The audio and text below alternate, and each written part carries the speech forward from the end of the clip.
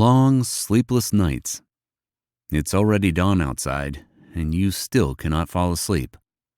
You've read a book, thinking about something pleasant, counted thousands of sheep, but still no sleep. In the morning, you get up completely broken, spend your day very tired. This is insomnia, a good friend of many of us, which turns the night into hell and the day into a twilight sleep state with no strength and energy. Sleeplessness is a condition where a person is able to sleep normally but cannot. He or she cannot fall asleep for a long time, tossing and turning from side to side.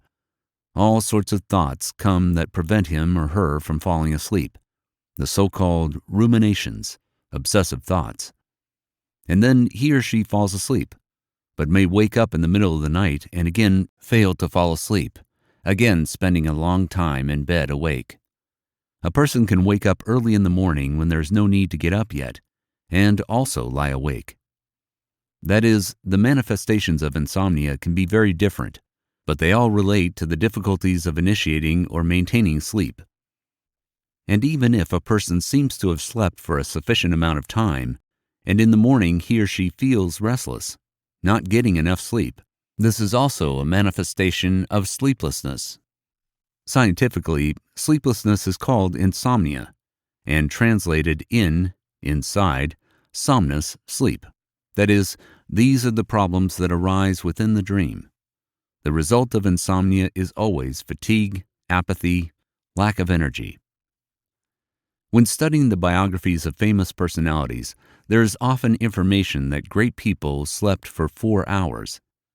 These facts are perceived as evidence of their genius and incredible performance. However, this is not evidence of superpowers, but of insomnia. Typically, the French commander Napoleon Bonaparte went to bed around midnight, then got up at 2 a.m., worked until 5 a.m., and went to bed again for a couple hours. Thus, Napoleon slept about 4 hours a day. Historians note that Bonaparte often did not sleep at all, suffering from insomnia. For some stars of the 20th century, the struggle with insomnia ended tragically, such as Marilyn Monroe and Michael Jackson, who eventually became addicted to sleeping pills.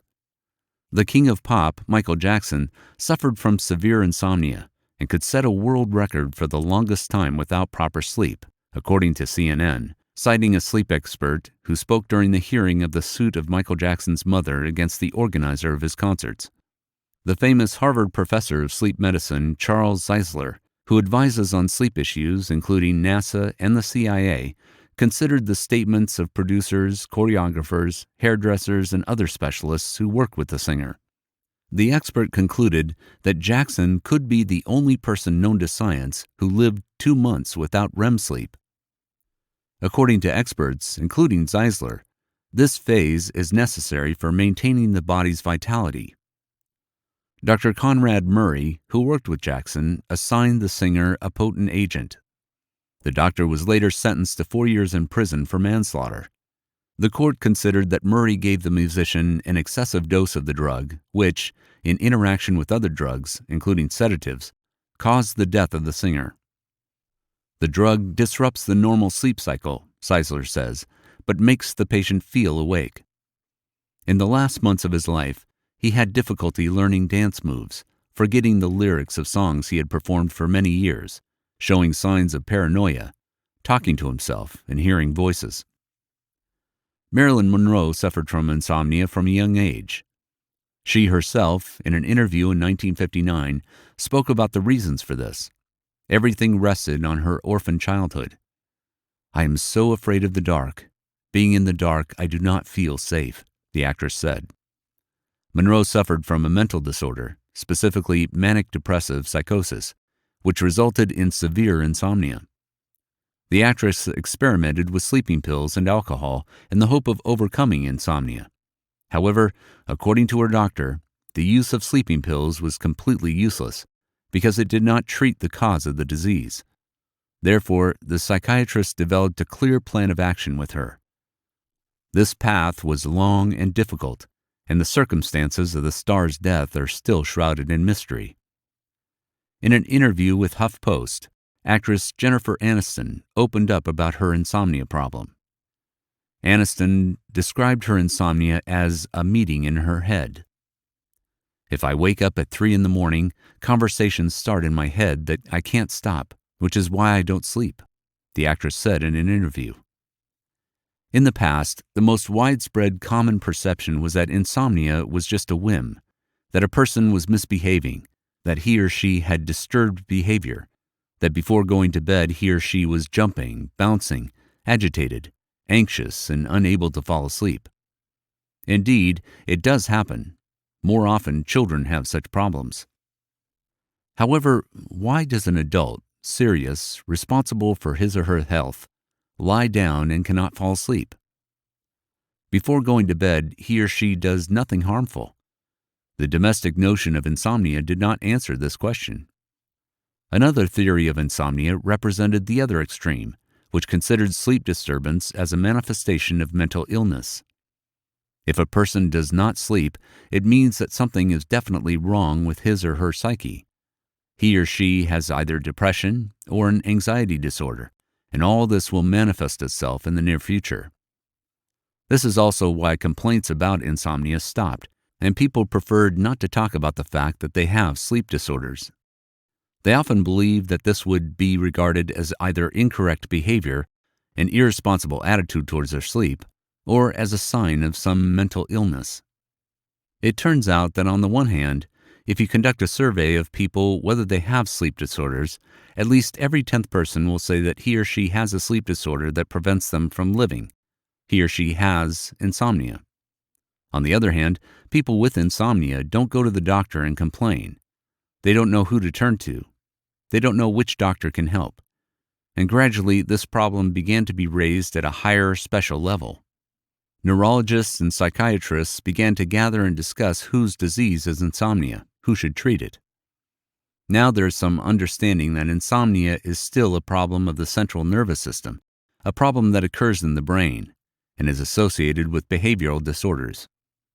A neurologist and a somnologist will help you figure it out and draw up a plan of action. The problem often coexists with mental illness, but mental illness does not always cause insomnia. In any case, the health hazard of insomnia cannot be underestimated.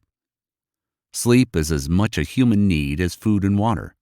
If you completely abandon it or reduce its duration to several hours, after 4 or 5 days, serious health problems will arise.